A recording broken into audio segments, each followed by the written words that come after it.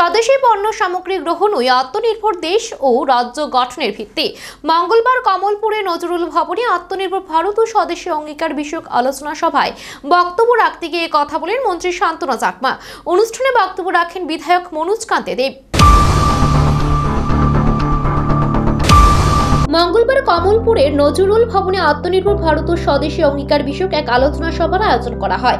ধলাই জেলার ভারতীয় জনতা ওবিসি মোর্চার উদ্যোগে এই আলোচনা সভার আয়োজন করা হয়। আলোচনা সভায় উপস্থিত ছিলেন শিল্প ও বাণিজ্য মন্ত্রী শান্তনু চাকমা, স্থানীয় বিধায়ক মনোজ কান্তি দেব, বিধায়িকা স্বপ্না দাস পাল, প্রদেশ ওবিসি মোর্চার সভাপতি তথা প্রাক্তন বিধায়িকা মলিনা দেবনাথ সহ অন্যান্যরা। আলোচনা সভায় বক্তব্য রাখতে গিয়ে রাজ্যের ওবিসি কল্যাণ মন্ত্রী শান্তনু চাকমা বলেন, প্রধানমন্ত্রী নরেন্দ্র মোদীর নেতৃত্বাধীন কেন্দ্রীয় সরকার এবং অধ্যাপক ডক্টর মানিক সাহার নেতৃত্বাধীন রাজ্য সরকারের একটা লক্ষ্য, তা হলো আত্মনির্ভর ভারত ও আত্মনির্ভর রাজ্য গড়ে তোলা। এই লক্ষ্যে রাজ্য সরকার বিভিন্ন পরিকল্পনা গ্রহণ করেছে।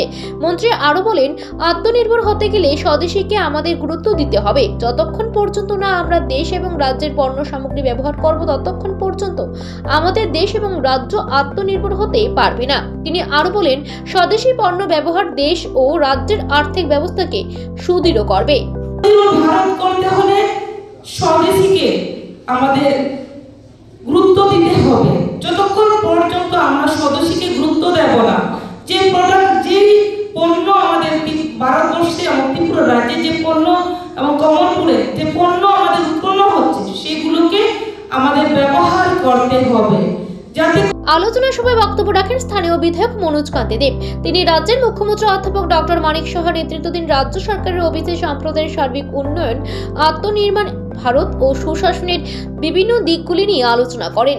Bureau report, Asian Times.